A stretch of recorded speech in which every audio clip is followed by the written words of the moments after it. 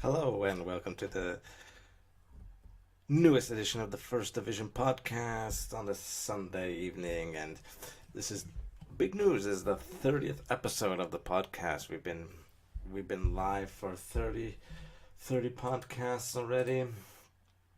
It's been a year-long journey, and yeah, so we're just chilling, hanging out, talking, and yeah, it seems like right now that I've got the schedule going. We're going to have a podcast every weekend. It seems like during the week we're pretty busy. If during the week that something comes up, we will go live. But what I like to do is I just like to get onto YouTube, click the go live button, and just talk what's going on, whatever pops into my head, and oh, so let me get rid of this banner really quickly. We're already live.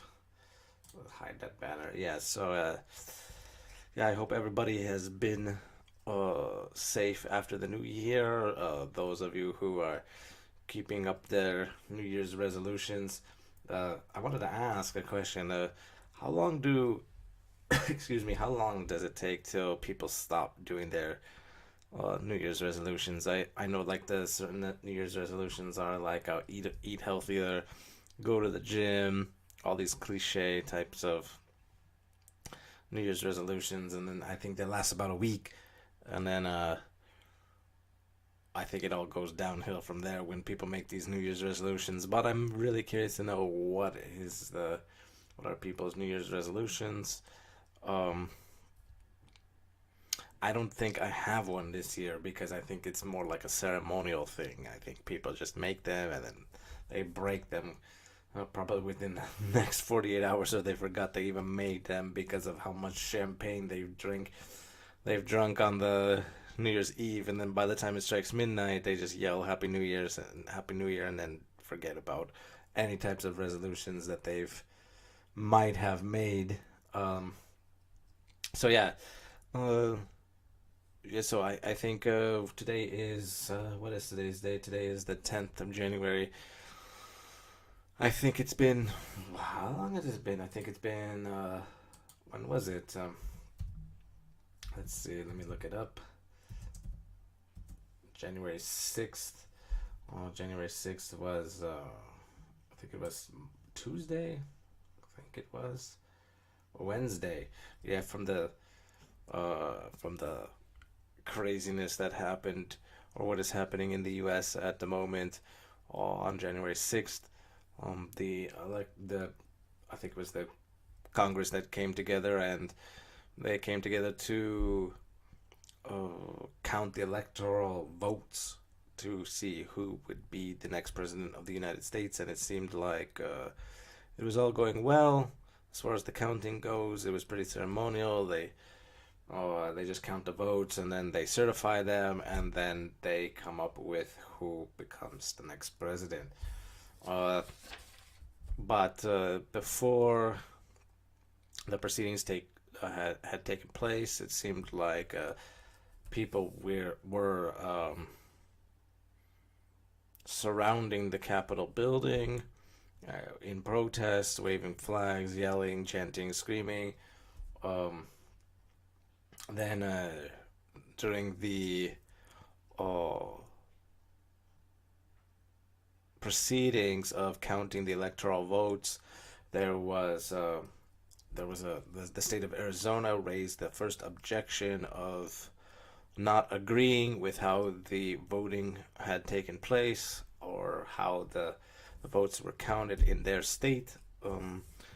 They raised the first objection, and it all went off from there. It kicked off from there. There were several breaks in the live feed, in the live stream that I was watching, and nobody knew what was going on. There wasn't sound. The stream had cut out, and then all of a sudden it came back through that people had broken through the barriers and entered the Capitol building, which I think is pretty wild because, well, first of all, that what kind of security does the Capitol building have if a bunch of protesters can just break in a couple of doors and they're inside the building?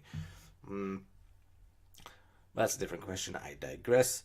Uh, so they were in protest and objecting to the Arizona results elections, and it ended up being way out of control, way out of hand. It got violent.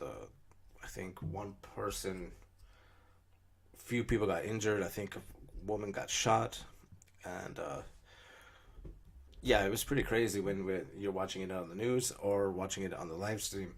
Um, I think it was if the U.S. is supposed to be a beacon of freedom and the exchange of ideas and democracy and civil society, that this was no way an indication of anything of that type of sort that happens in the U.S. This is the type of situation that you would see on the news happening anywhere else in the world. Um, no, I think that's usually what happens on the news cycle. What happened uh, on that day is a black or dark day in the history of the United States. One of the darkest days. Um, it doesn't show the world how a peaceful uh, voting apparatus should take place. It was pretty wild. I mean, it was something where uh, you if the country is supposed to be using its voice for as a government for the people and by the people, uh, whether or not you want to get into if the elections, if they were rigged, if they were, you know, uh, swayed in favor of Joe Biden because of there was fraud and you know people that were dead were voting, people that weren't even registered were voting, out of state votes were counted as in state votes. After all of that bullshit, uh, if the country is supposed to be a country that says that we have fair elections, this was a poor demonstration of how a country can um, provide its citizens with a clear and fair election. Uh, I mean, if the elections are going to be violent, then that there's no.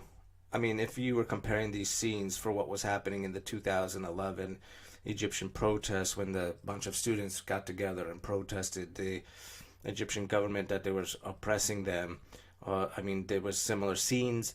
Uh, it started peacefully, and then then it ends up being violent. It was not not how we're supposed to conduct ourselves in a so-called free and uh, civil society. I mean, if we're gonna act civil, we're gonna have to conduct ourselves in a better way. Or as we should be able to uh, conduct ourselves with dialogue and conversation and um, civil political discourse, civil polite political discourse. Uh, I think this is where we can truly see that there's a big division in the United States between the Democratic Party and the Republican Party. Uh, the gap is too wide. They're never coming together. Let's be real about that. The parties are never going to agree on anything. Uh, and in the end of the day, both of them don't look out into to anybody's interests. If you look at the definition of what a politician is, just a quick Google search, politician is there's a couple of definitions. The U.S. definition is laid out as a person who acts in a manipulative and devious way, typically to gain advancement within an organization. Uh, with that being said, that means that this person is only looking uh, to gain a position of power and stay in that position for as long as possible for their own personal gain. Uh, so in the end, both parties lose. You know, everybody loses. Uh, it doesn't matter whether it's a Democratic person or a Republican candidate in the position of power or in the legislative branch or uh, nobody cares about that in the end. Once somebody's in that position, they just want to hold on to it and to make sure that they stay there so that they gain all of the advantages of being in that position. Most of the time, it's money. They just do it for money. If you think that they have your best interest for any party, you are living in delusion. Uh, that position, a politician is not designed to have your best interest in at heart. And to be fair, to be honest, I mean, in throughout history of humans, I don't think there's ever been a government or any people in the position of power that really truly had anybody's true interest at heart. I think, I mean, even if you went back to the Magna Carta uh, was a document that was granting certain rights to people, especially in England. It was written and created in 1215, which is about 800 years ago. It's 800 years ago, and it was granting rights, and it was reluctantly signed by King John at that time. So on June 15th in 1215. So if that king was reluctantly signing a document that was granting people's rights, then therefore that people or rulers didn't really care what was going on with anybody or their subjects in their kingdom. They were just there to make money and to extort people to gain as much money from the population as possible, especially taxes. Um, so, in that sense, I don't think that it matters who's in power. Um, he signed a document, and it changed the course of history for uh, citizens in a better way, which is true. Uh, so it started in the right direction of granting people more rights than just being uh, extorted for money. And if you couldn't pay your debt to society, you were thrown in prison. So I I don't know of any document beforehand or any type of society that allowed or gave citizens of that region these types of rights. So if it was 800 years ago that they've written it, and it was basically 500 years since the uh, 500 years till or to the American Revolution, more or less 500 years. So between for 500 years, there's very little freedoms to people. Uh, that's really kind of crazy that if you think about it, I was kind of thinking about it the other day, how crazy it is that uh, on or throughout our history that I think that the people in power haven't really changed that much. I mean, even if you think about it in this way, I have a question. What would be the difference now between a president and a king? It's if they're or a queen. I mean, it seems like if both positions of power are ceremonial, or if they're only there to be in power and don't put anybody's interest at heart except their own. What does it matter? Why do we need these positions? Why do we need these people to govern us? It's if we are a government for the people, by the people, I don't see Now, I don't. If we are a country of laws in the U.S., if there's the country of laws and dialogue and political discourse, but I still don't think I still don't see what does a president have anything to do with that? I mean, why do I need to have a president tell me how to live my life or how to dictate dictate anybody's people's lives? I mean, what is the role, the true role of these people? Why, um, or senators or House of Representatives? Why do I need somebody telling me how I'm supposed to conduct my life? I don't understand that concept. Uh, and I think if you look at it from an outside perspective, like if you were able to step away from that system, I think that system is it's strange. It's a strange system, both to have a monarchy or a republic.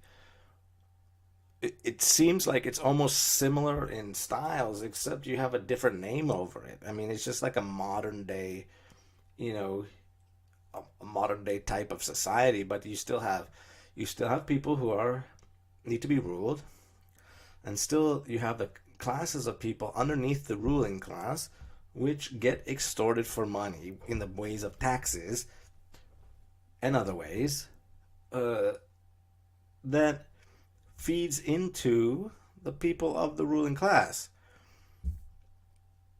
It's just like it seems like it's a repackaged version of it, you know. Of and I think, you know, I never understood why people put so much stock or so much faith into presidents. I think we live.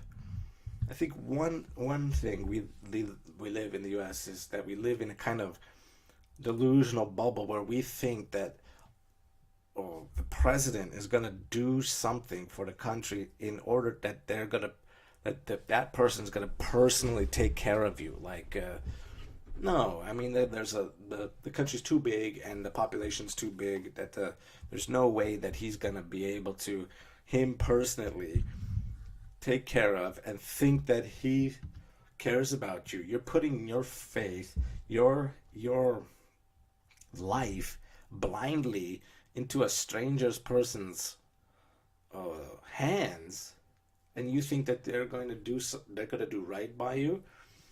So in a way, everybody wrote him off. As crazy, and I was thinking about his words, and I think calling somebody crazy is dismissive, right? Because you just because you don't agree with that person doesn't mean that they're crazy. They just have a different point of view, right? And we, I think I kind of understand what Kanye West is talking about, because at first I remember that famous. It was during the it was on live television. It was during a television. I think it was a forgot what the event was, so somebody can talk about the event. But the event was like a call in. You called in and donated money to a relief fund or something, or it was for donations. And I remember Kanye West was standing next to Mike Myers, and he had that famous quote that that President Bush doesn't care about black people. And I was thinking about that, and then after that, he went to he was like a he switched his perspective on that, and I was thinking about it that, yeah, well, it wasn't that he, oh, obviously West is he's a rich person, so his perception of life is differently. I mean, he's stacked in cash. Okay, he's not he doesn't have to worry about money, so his perception of life is different. Um, but you know, I think what he was trying to refer to was that you don't want the government to care about you. The government is running it running around taking care of itself and doing what it needs to do at the governmental level. And I don't need to get involved in what happens there, because I need to do what I need to do in my daily life to provide for my family, provide for myself, make sure I'm healthy, make sure that people around me are healthy, and living out my life. And I think what he was getting at is that for too long people have been worried about or thinking about that the government is going to, not just only black people, but white people, Latinos, anybody, Asians, you know, thinking that we have to put our trust into somebody one we don't know, right? Or we think we know because we get sound clips or video clips of these people all on YouTube, and we vote for them to say that, hey, we want you to take care of me. And I think that's a wrong way to uh, think about voting for them. I was really thinking about that statement, and I think that's a good statement that he made, is that I don't want anybody caring for me. I don't want to rely on the government for anything to, you know, how I should live my life, or what kind of things I can and can't do in my life. I don't need them to tell me that. I am my own person, and I want to be able to live my life the way I want to live my life, make my own decisions, make my own mistakes, learn from those mistakes, you know. But I don't need somebody, in a position of power to tell me that what I'm doing is wrong or right, especially at the highest level about those people. I mean, if you interview random people on the street, which to their credit, it's kind of an unfair, it's kind of like a got you interview, because if you're just walking and minding your own business, and somebody sticks a microphone in your face and asks you opinions on certain issues, you're probably not ready for that type of interview at that moment. So you kind of get this skewed version of those people, and they look kind of silly when you watch them on YouTube. So I understand that that's more for views, but even so, if you're watching those videos and they interview random people on the street about, name some senators or House of Representatives or vice president or any of these questions that just kind of randomly which the interviewer has pre-prepared, and they catch these interviewees unprepared or ill-prepared, and you see that their answers are ridiculous. Well, of course they're going to be ridiculous. You just interrupted their day. They're probably not even thinking about something like this, and so on. But if they can't name any of these people, right? So why would you be so concerned about any of these people who are in office? I mean, if you can't even name half these people, and then you're expecting that those people are gonna take care of you and tell you, so so that tells me that we don't know the people that are in office, in these positions. Okay, we don't really pay attention to them, because for whatever reason we don't have any time. Okay, or people don't have time. People are working, so they don't follow all the changes of people in these positions.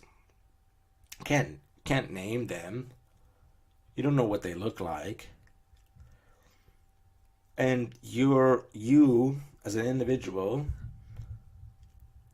putting your faith, putting your life into these people's hands is delusional. That's living in delusion. I don't want to be that type of person. You have to try to find a way to unblock your mind from being a puppet of people in government, right? And they play you like a fiddle. They tell you what direction to go, what shops you can shop at, um, what places you can go to, what places you can see, what movies to watch, what music to listen to.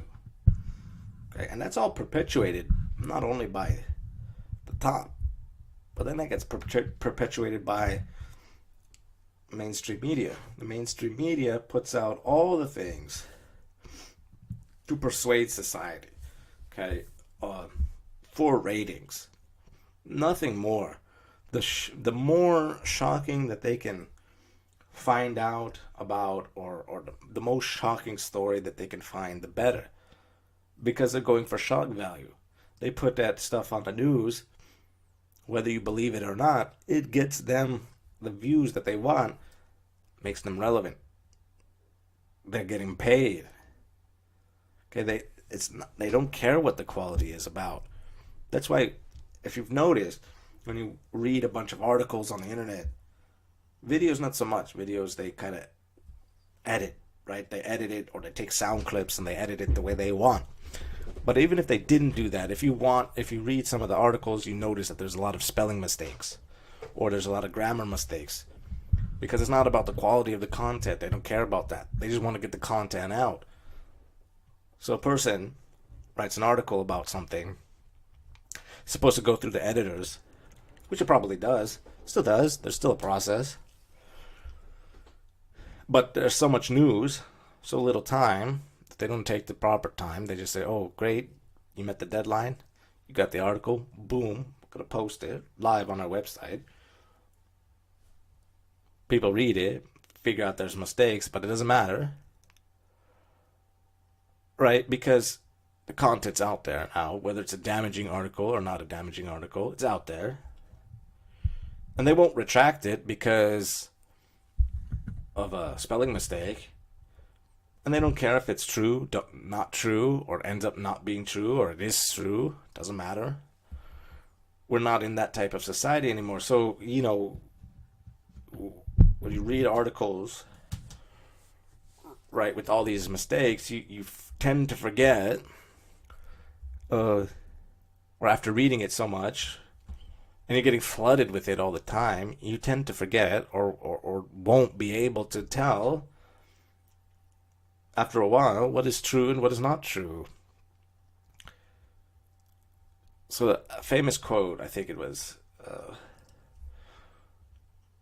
famous quote is, tell a lie big enough, or tell a lie enough times it becomes true. I would take that. I would take that. I would also take that further, because if you lie to somebody so many times without getting any other outside perspective, meaning that if you tell the same lie, same lie, same lie, yeah, it'll become true. But if you tell the same lie, but you're able to get more information, you can shift through it and be able to tell, right? But if everyone is on the same page, telling the same lie all the time, then it's very hard to get out of that mindset. Then you won't know what's true or what's a lie. And it's very hard to get out of that cycle, that way of thinking, because you don't get any other perspective, right? So it's tough. It's tough to be able to discriminate what is true, especially when you're reading so many articles and so many and watching so many videos that kind of go along the same narrative. And that's because, one, you don't have enough time, but you do have enough time to click on that one YouTube video, or on that two or three articles that you want to read on the internet. And then, then you have to go to work, or you have to pick up the kids from school, or go bike riding, or go work out at the gym. You have your life to kind of, it goes on. So you don't have time to kind of shift or sift through all of these different different information. So you end up believing something that may or may not be true, and then you get a biased point of view. Everybody gets a biased point of view. Okay, let's be real, right? Because we all get our news or our information from somewhere.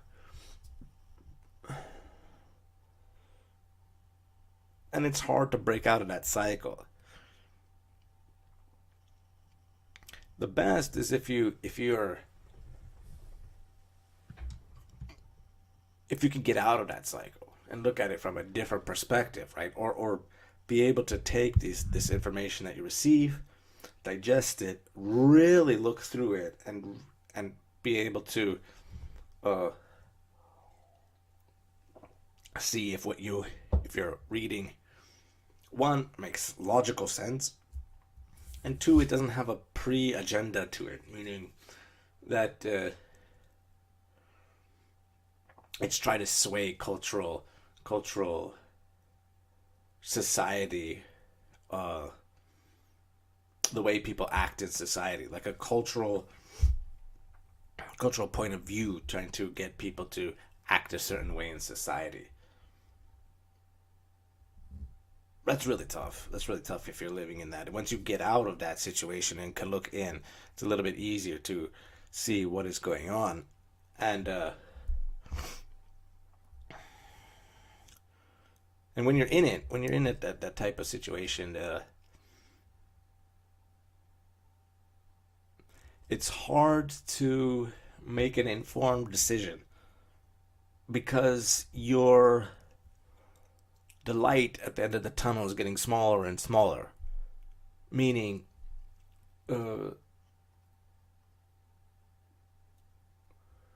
you could see a way out before, or you could see a way where you can go and find out different perspectives of ideas from any different news sources or any different type of informational sources. Now, when the light is getting farther and farther away, that means you're getting deeper and deeper into the tunnel. And if you turn around, that light is also getting smaller, back to the entrance. So that leaves you deep inside this tunnel. And there's no way out. You look to the left, it's dark. Look to the right, it's dark. Look behind you, the light is small. Look in front of you, the light is small. And information is coming at you at 1,000 miles per second. All the time. From one direction.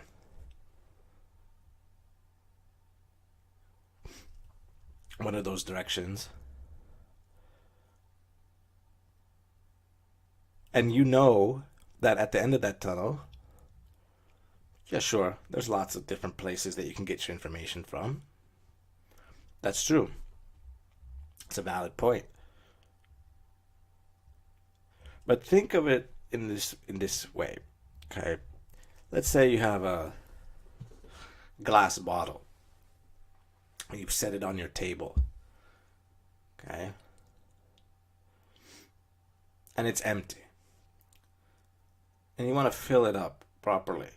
So if you just pour water into it, for example, there's going to be some of the water flowing out of the sides. Not all the water will be going into the bottle. It won't fill up so quickly. So what do? You put a funnel into it. So that means that the funnel is allowing all the information into it, right? Or allowing the liquid into the funnel, pouring into the bottle, efficiently filling up the bottle with water. So it's the same thing at the end of the tunnel. There's a funnel. All of the companies, all of the news outlets, all of the mainstream media, alternative media, new media, social media, goes down to this funnel, into the tunnel that is you, and all that information is coming at you. And you're drowning, you're swimming, you're walking, you're not going anywhere, you're getting stuck in that tunnel.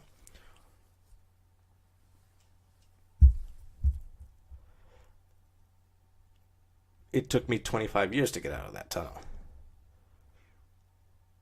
25 years to get out of that tunnel and look at the world around me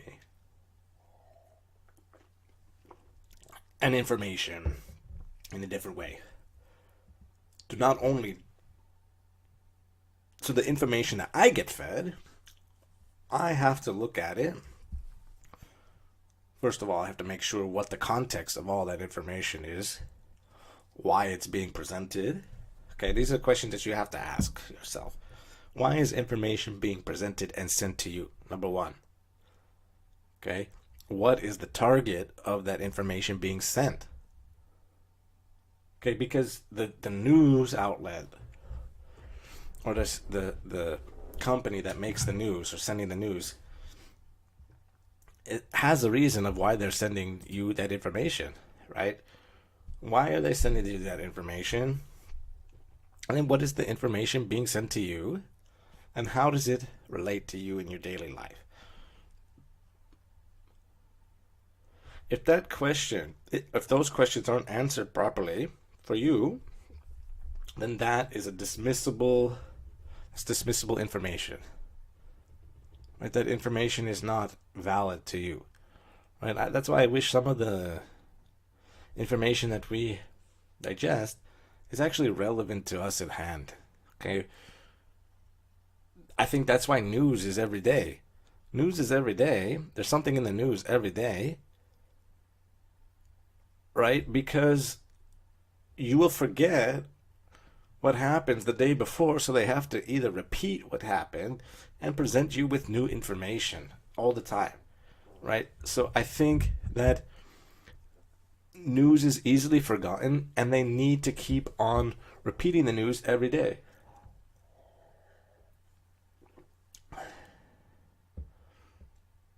It's almost like a sitcom, right? Well, a sitcom comes out like I think there's a new episode every week, right? This episode has a new episode every day.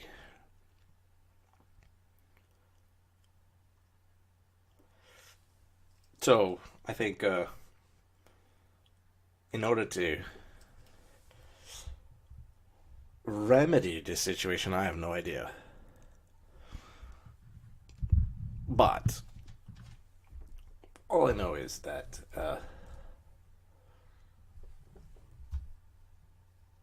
we have to keep on talking, keep on having open dialogues. Don't shut down speech. Uh, Humans are meant to talk. Okay, we like talking. We have the ability to speak. There's many different languages around the world. Uh, we like speaking to one another. We like talking to one another. Uh, like Kevin De Bruyne said from Manchester City after a match one time, let me speak, let me talk, let us talk. If you have, if you would like to, so if you would like to join me on the First Division podcast, come have a discussion with me. I am open to having a discussion. Oh, I like talking. Let's talk. Let's have discourse. We may not agree. We can disagree. We can agree. Uh, I would like to hear different people's perspectives. We can talk about anything that you like to talk about. So yeah, I think that we're pretty good on the schedule so far. Once a week. Uh, we might shift it to 2 times a week, and yeah. So I hope everybody has a good week, good afternoon, good weekend, and I think next time, I just had to get some of this off my chest. I think you know, sometimes talking is very therapeutic. You know, to get things off your chest, to get things that's been weighing you down. You know, getting everything that's weighing you down outside of you to that. You know, to clear your mind and get yourself kind of back to neutral is very kind of therapeutic for for anybody to do. So I think we've been keeping on this good schedule so far. Stay healthy. Uh, be safe out there, everybody. Uh, make sure you tell get your loved ones taken care of, whoever that may be. Get yourself taken care of. Get yourself right. Take care of yourself. And so yeah, we'll see you. We'll see you back with another episode. I don't know. We'll see you. maybe we'll get 1 episode, 2 episodes this week. We'll see how it goes. If not, I'll get you back or next weekend with another episode. We'll see what kind of events, what goes on during this week.